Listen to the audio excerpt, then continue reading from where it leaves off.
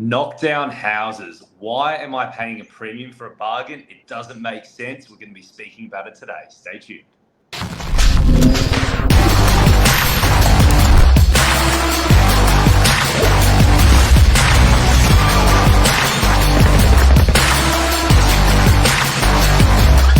I'm the ringleader, so let's get up.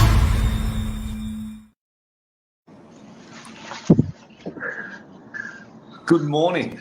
How are you? I'm great, Mr. Novak. How are you?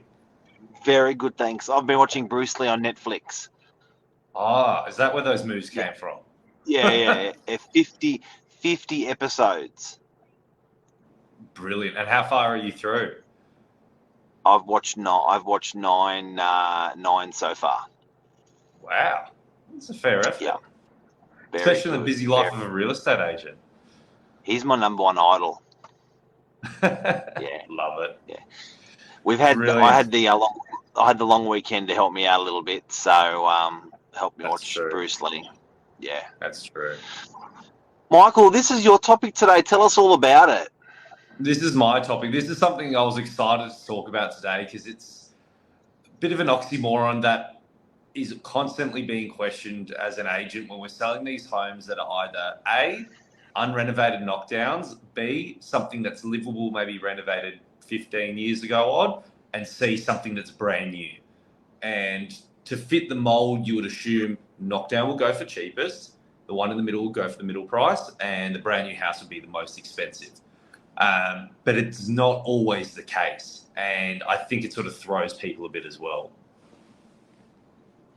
I distinctly remember when I had that first happen to me and lost my virginity on this topic. And we were in Wyuna Avenue in Freshwater, Harbord at the time. And like Shaq Fibro Shitter 530 sells at auction. Across the road, same size block, brick, a little bit bigger, couple more rooms, pretty substantial, sort of more of a home. So we sold it for $495. Wow. And it just left us at that time. That was a 10% difference in price, and or 8% or whatever. But it just left us all going like, what? No one paid nothing for the established structure. Even more so, they paid more for the OG. Yeah. And this is the thing when we're speaking with buyers, and it's not just that one-off instance. It seems to be happening time and time again. And it's not always the case. Sometimes the older knockdown home does go for a lot cheaper. But people seem to think that when you're looking at these older homes, there's value there to be able to renovate, knock down, rebuild, and you're going to buy it for a bargain because no one wants it, no one can live in it, and then obviously make money in terms of converting it to something. And definitely there is that margin there with the right opportunities. But generally, when one person's thinking that way, I find that everyone's thinking that way. And when everyone's thinking that way, the bargain suddenly disappears. Yeah, and look, I guess there's something beautiful about a blank canvas if you want to do a bit of painting. You know, like there's that whole, this is where the dream begins. This is where we build. We do what we want to do. Luke's welcome this morning, Luke, you legend, best buyer's agent in the Cosmonaut. It's all about location, big time. 22 Tongue Street, Waverton, prime example, 56 bidders, 1 million above the reserve. That was definitely an OG. I think everyone's right in what they're saying about these OGs that do particularly well, the originals that do well, tend to be in these corker of a locations. So it's like, it sort of ticks every single box. And we're starting to hit a point now as well where these older knockdown homes are starting to become rarer and rarer. As time goes on, these houses continue to be developed. People are buying these homes, knocking them down, doing renovations and so forth. And so what we're finding is, even compared to 10 years ago, 20 years ago, 30 years ago, I don't think there's definitely not as many around. And as time goes on, there's going to continue to be less and less stock on the market, and purely driven by supply and demand. If there's no supply, then the price is going to go up. And so I think you're right there, Mark, where people will pay that premium to be able to put what they want on there, which sometimes I think throws other people that are looking at it from more of a investment standpoint, going, great, I'm going to make some money on this, versus the emotional buyer that goes, I really want this location, like everyone's saying in the comments today. I want to get into this location. At least I can afford to get in at whatever this price point is, and then I'll build something down the track.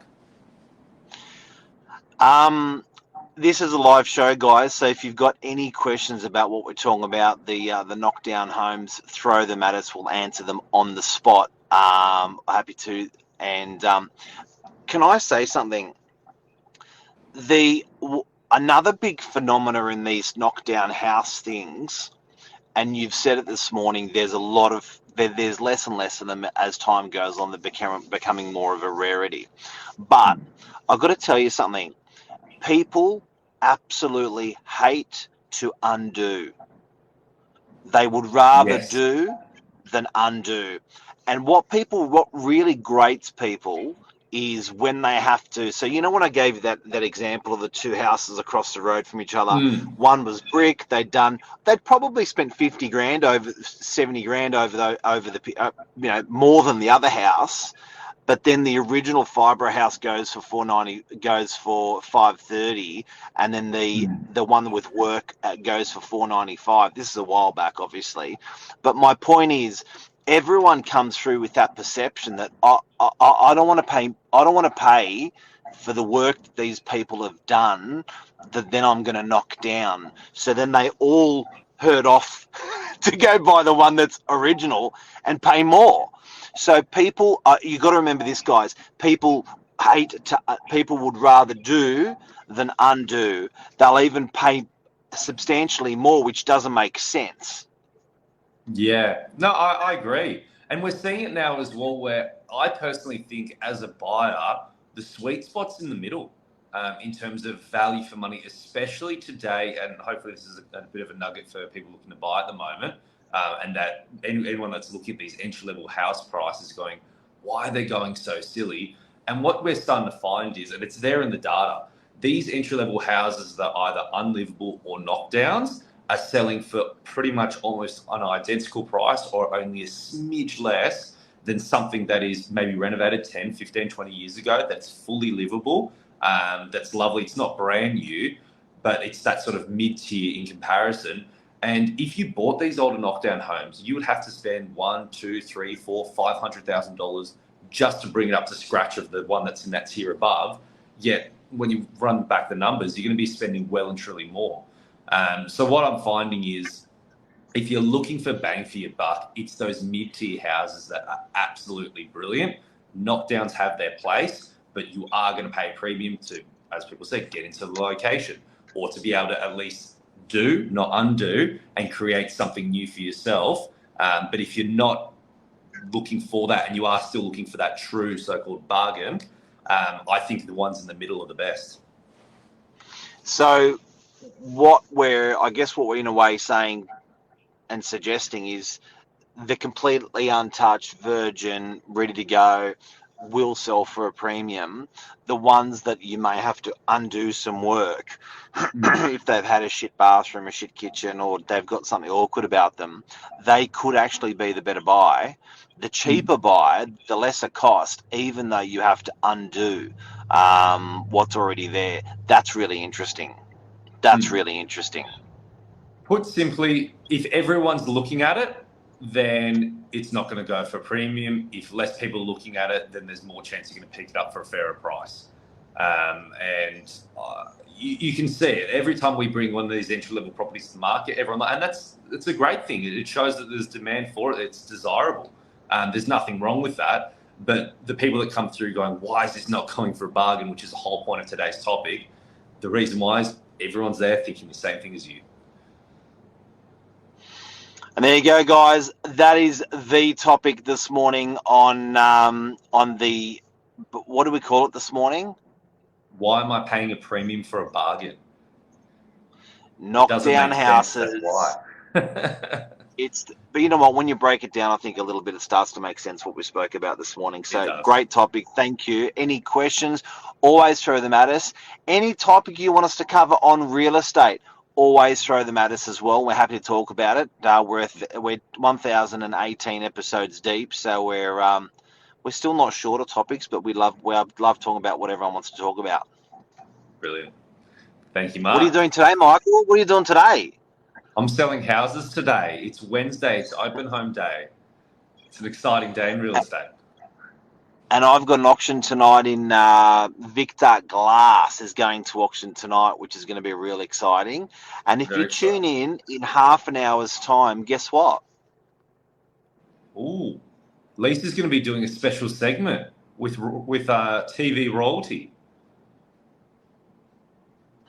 So Deline Lewis from Lux Listing is coming online from the eastern suburbs of Sydney, one of the top operators, and she's going to be talking with Lisa about the very interesting international market coming to Sydney, and the Lux side of Sydney, what it's doing. So it's very aspirational, inspirational. A lot of people love seeing the solds and what's happening in that luxury market. So I think it'd be great to watch. Great viewing. Have a great day. Awesome. Thanks, Mark. Thanks, guys. See you, bud. Take care. Bye-bye. Bye.